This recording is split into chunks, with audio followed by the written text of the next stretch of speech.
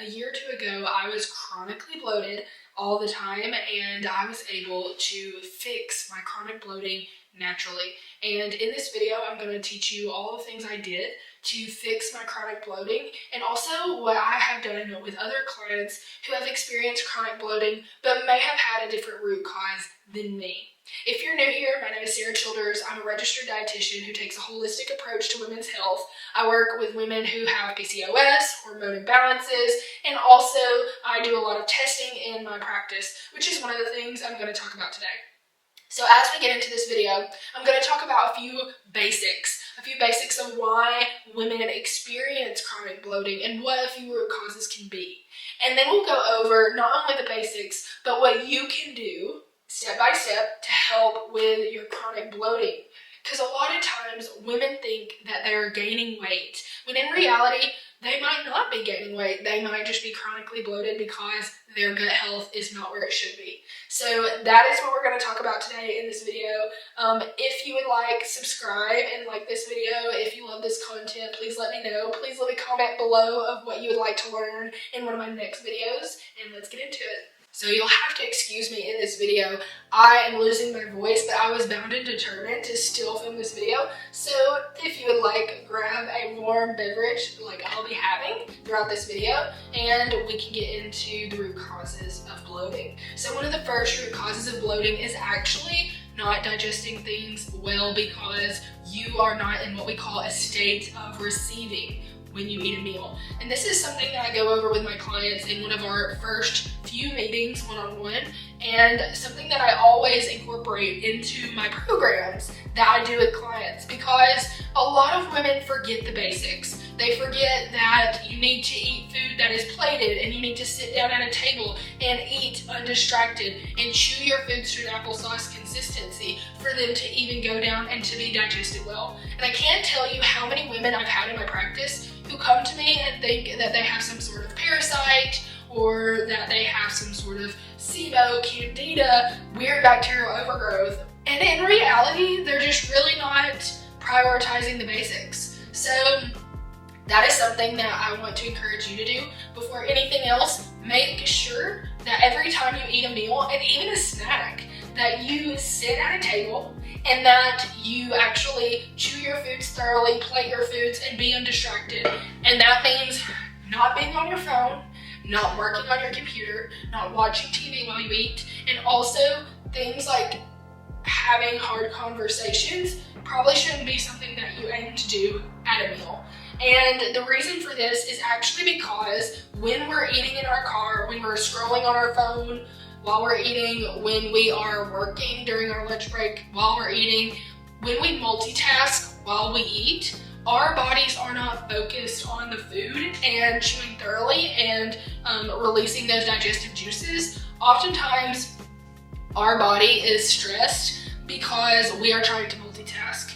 And since we're stressed, we don't release bile, digestive enzymes, betaine and hydrochloric acid, so stomach acid, and those things end up not breaking down our food. And when our food is not broken down, that leaves us bloated. So that was actually my biggest issue. So kind of embarrassing to say, but around a year and a half ago, I started my private practice full time. I had been working with clients one-on-one, I had done the personal training and stuff, but I wanted to integrate this and make it my full career and just go full out with it. So I quit my corporate job, and I guess you wouldn't call it a corporate job if I worked at a hospital, but you know what I mean. I quit my full-time job to do this full-time, which was stressful. And I spent a lot of hours working, so I was working all the time, and I actually noticed that my digestion started to suffer. And the reason for it is because I was so busy and distracted all the time when I was eating. And not only that, but I did actually have a lot of digestive issues myself because my cortisol was high. And when your cortisol is high, sometimes that can make you stuck in fight or flight mode, and it can cause you to not release those digestive juices and to have a really hard time with calming down enough to enjoy a meal. So that is a huge issue I found myself, and I'll actually try to share my GI map results with you and do a little overview of what they were. but basically everything was normal. My bacteria, my yeasts, nothing was abnormal there. I didn't have a parasite, and also I did not have any like leaky gut symptoms. I really just had maldigestion, which basically was because I was stuck in fight or flight and my food was not being digested like it should, especially my protein. Because oftentimes when you're in fight or flight, you do not release digestive enzymes released by your pancreas like you should, and that is what digests protein. And this is a huge issue I see with so many clients of mine, is that they actually don't have a parasite or any sort of weird thing going on. They're just not prioritizing the basics, which is very easy to do. The next thing that I see with a lot of other clients though, aside from my story, is that a lot of people have poor diets or they've been on medications that eradicate their good gut bacteria. And when we do a GI map test, I do a GI map testing in my practice. My GI test was not the GI map that I did, but this was prior to me incorporating the GI map into my practice. But now that I've incorporated the GI map into my practice, we're able to see so much more about gut health. And I actually saw with a lot of my clients that they did not have a lot of akkermansia in their stool, and they also did not have a lot of good beneficial bacteria. And sometimes that can be a reason for chronic bloating, but I find that those are fewer and far between. And usually people who have bacterial overgrowths may also have them because they are stuck in fight or flight and their cortisol is high. Most of the time when I see clients, their cortisol is high and that's causing them to not break down food like they should. And so when we're thinking about beyond just relaxing and eating our meals and chewing our foods thoroughly, being slow and steady and undistracted with meals, I think another important thing to think about when we're wanting to lower our cortisol is to prioritize eating enough calories and enough protein and enough food in general. I can't tell you how many women I see in my practice who come to me and they've been eating 1,000 or 1,200 calories every day, and they're wondering why they're bloated and they don't use the bathroom every day. And the reason for that is probably because their stool is not bulked up enough for you to even pass the stool.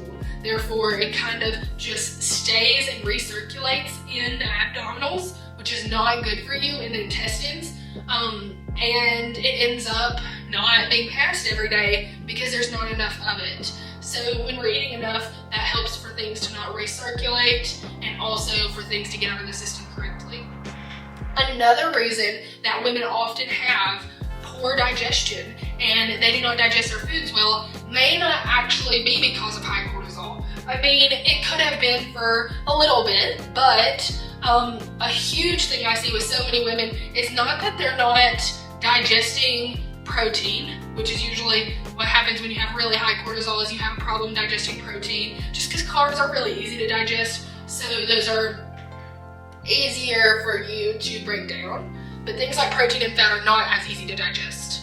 But one really common thing I see is that women have liver congestion, and that ends up affecting their digestion. So how this works is that your liver is your detox organ, but it also makes this little green liquid, I guess you could say, called bile. It's your digestive juice for fat.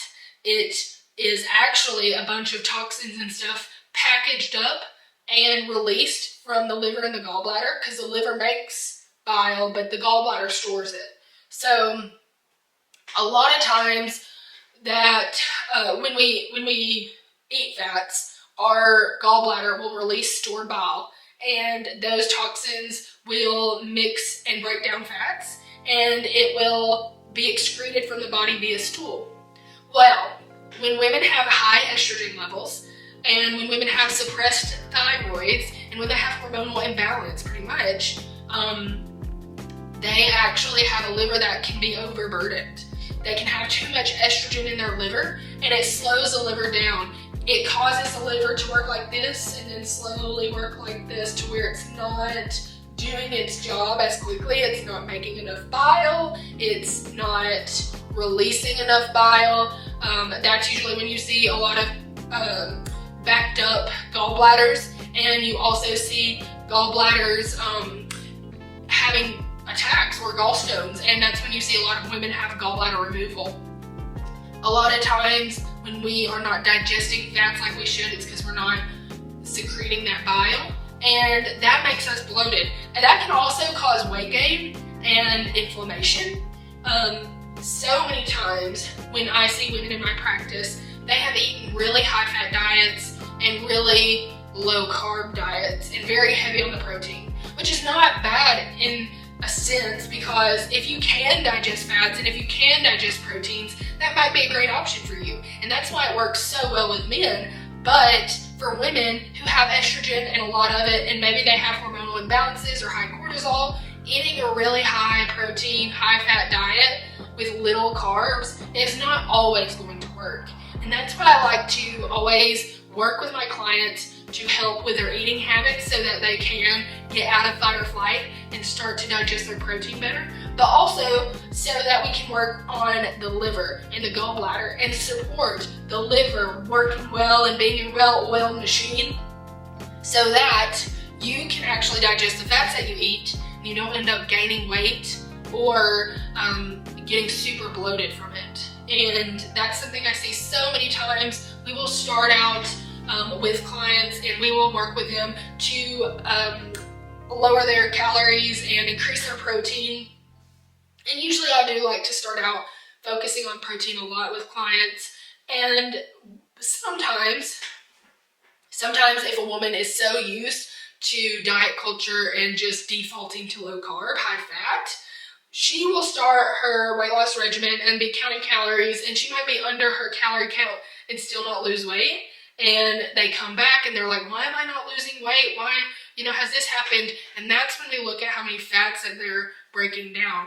And usually when women are having hormonal disruptions and they're eating lower calorie but they're not losing weight, it's usually because they're overeating fats that they can't digest. So that is really the biggest culprit that I see in my practice with women when we're trying to promote weight loss, to promote less bloating, and to feel better, especially in the abdominal area. So one thing I love to do when it comes to supporting the digestion is to have liver and gallbladder support and to start out with digestive enzymes. So I'm going to link my FullScripts account in the description below, and you can actually find where I have these categorized: liver and gallbladder support to digestive enzymes. But the digestive enzymes help to release things like stomach acid and digestive enzymes from the pancreas, and also some bile salts occasionally, so that you can break down your foods really well, even if it's taking your body a while to get out of fight or flight.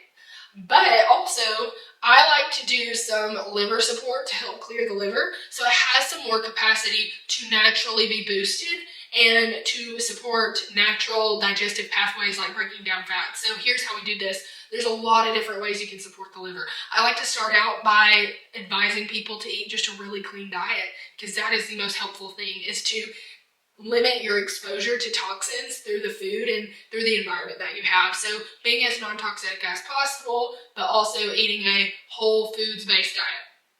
Also, the next thing I like to do is incorporate herbals. I love herbs, and I think they're so important. I think God gave us herbs for a reason. Bitter herbs, especially bitter green herbs, are supportive of the liver. So bile is green, and nobody has ever tasted bile, but I'm sure it's bitter. But bitter in Chinese medicine is associated with supporting the liver and the gallbladder. So like supports like, especially in things like Chinese medicine. So if you have green substance like bile, green foods will actually help with that as well. So cruciferous vegetables, but there are certain herbs that support the liver, like dandelion root, burdock root, nettle, stinging nettle especially. And you can also do other different types of bitter tinctures, like digestive bitters, or I do like the BioRay brand of Liver Love, I think it's called. I don't know, I can look it up. But BioRay's liver support tincture is really good. These are just some really easy ways, entry-level ways to support your liver. And you can have these in the morning in a hot tea, the herbs, or you can have like a salad during the day, or even do the tinctures in your water throughout the day on an empty stomach. I think doing something super simple, even just starting to incorporate warm lemon juice, lemon water, so warm water with lemon juice in the morning before you have anything to eat is a great way to stimulate bile flow and really support the liver, because lemon has that pungentness to it, and it also has certain nutrients and phytonutrients in it that help support the liver. I also love a raw carrot salad, or raw carrots in general. Those are really supportive of the liver because they have a lot of vitamin A. And even the castor oil packs if you're wanting to be more advanced with your liver detoxification. But I always recommend to start with food and drink and elimination before doing anything else to detox your liver, because there's no point in doing a castor oil pack or anything like that if you eat junk, because it's not going to work.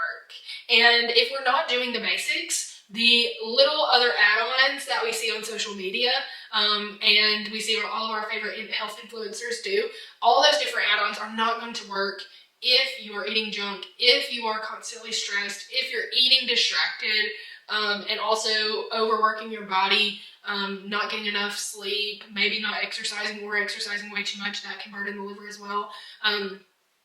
Always starting with the basics. I think that's so important.